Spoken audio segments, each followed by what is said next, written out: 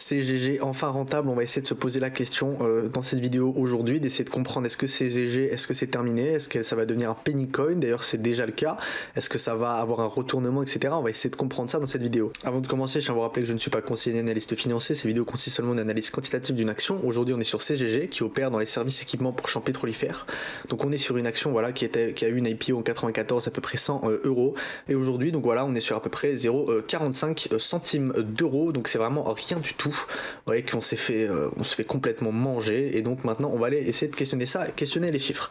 Donc en termes de vue d'ensemble, on est sur une capitalisation à 300 millions, voilà, donc on est sur un compte de résultat qui en termes annuels n'augmente pas, c'est-à-dire qu'on n'a pas de croissance, on a des coûts des marchandises qui baissent, donc ça c'est normal.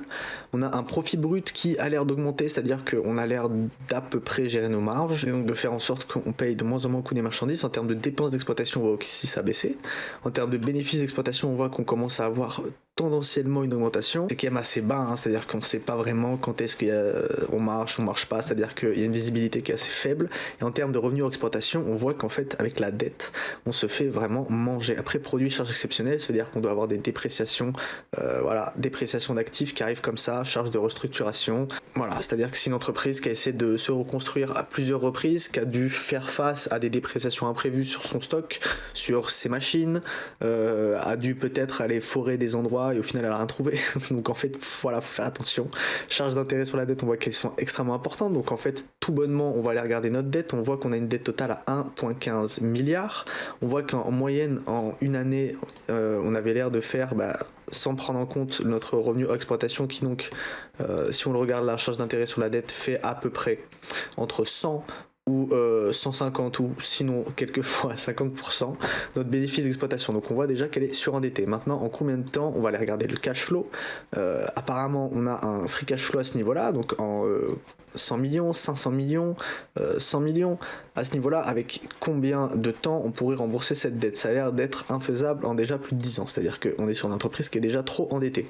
En termes de valeur comptable par action, vous voyez que ça a diminué de manière intensive, c'est-à-dire qu'en total des capitaux propres, cette entreprise avait beaucoup de ses actions. Apparemment, ça a baissé. Maintenant, nous, on va aller regarder nos statistiques en termes de total d'actions. On voit qu'effectivement, boum, en fait, on est passé de 2017 à 2018, on a fait une augmentation de capital beaucoup trop impressionnante. En termes de marge brute, on voit que ça stagne. On a l'air d'avoir des marges brutes qui se retrouvent à être assez importantes. On a des marges opérationnelles qui fluctuent énormément, mais qui ont l'air d'être positifs et même très bonnes. Par contre, on a des marges EBITDA beaucoup plus importantes que les marges opérationnelles et des marges nettes qui sont tendanciellement soit négatif, soit positif. Donc en fait on est sur une entreprise vraiment on voit rien quoi, on sait pas ce qui se passe. Data, digital, energy transition, d'accord, donc ça veut pas dire grand chose non plus, donc on est un petit peu comme sur du téléperformance, on sait pas trop ce qui se passe.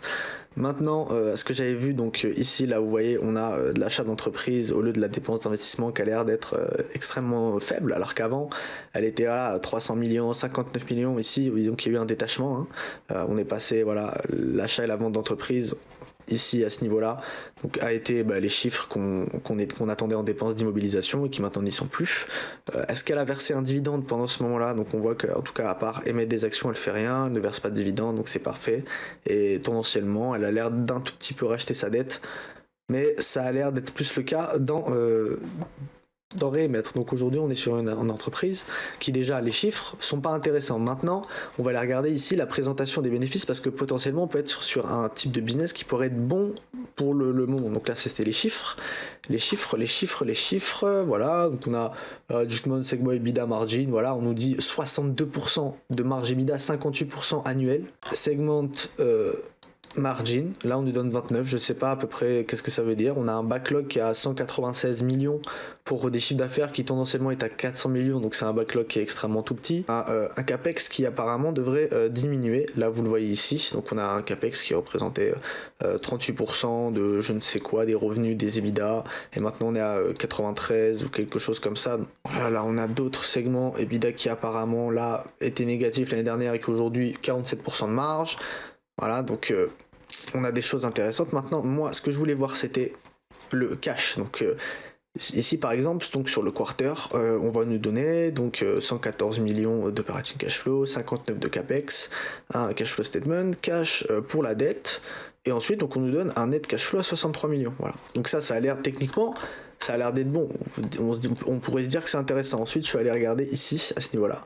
Où là, on va aller regarder, hop, pas le net income, mais on va aller regarder exactement la même chose. Donc, c'est-à-dire, voilà, net cash provided by activities. Donc ici, on va trouver le capex, effectivement, 48 millions, donc un petit peu moins. Par contre, on va voir ça, investment in air, data, survey, net cash. Voilà, on sait pas ce que c'est. Mais en tout cas, c'est là, et ça nous enlève 141 millions. Ensuite, on va aller payer de la dette pour 37, alors que là, on l'avait payé pour 15. D'accord. Et ensuite, voilà, finance expense, etc. Donc au final, on va trouver moins 14 millions en cash. On va perdre moins 14 millions dans le cash flow statement.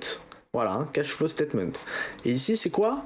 C'est simplified cash flow. Donc en fait, on est sur une entreprise qui, sur quelque chose où en fait, voilà, sur des slides, elle va vous mettre des chiffres, mais c'est même pas ce que c'est. Net cash flow à 63 millions, including 25 millions to shareholder. C'est quoi ça? 20 millions pour compenser le flux, etc. Donc en fait, nanana, on inclut ça, je sais pas, il y est pas inclus là. Je le vois pas moi, tu vois, il y est même pas là-dedans. Capex down, etc.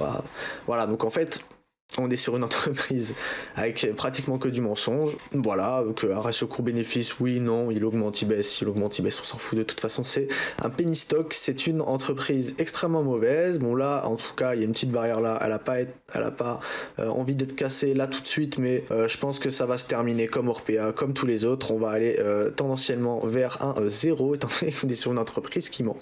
Voilà, donc CGG, la question, elle est répondue. Enfin rentable, non, c'est pas le cas. Passez votre chemin. Si cette vidéo vous intéresse, n'hésitez pas à mettre un like et à vous abonner. Et moi, je vous dis à bientôt.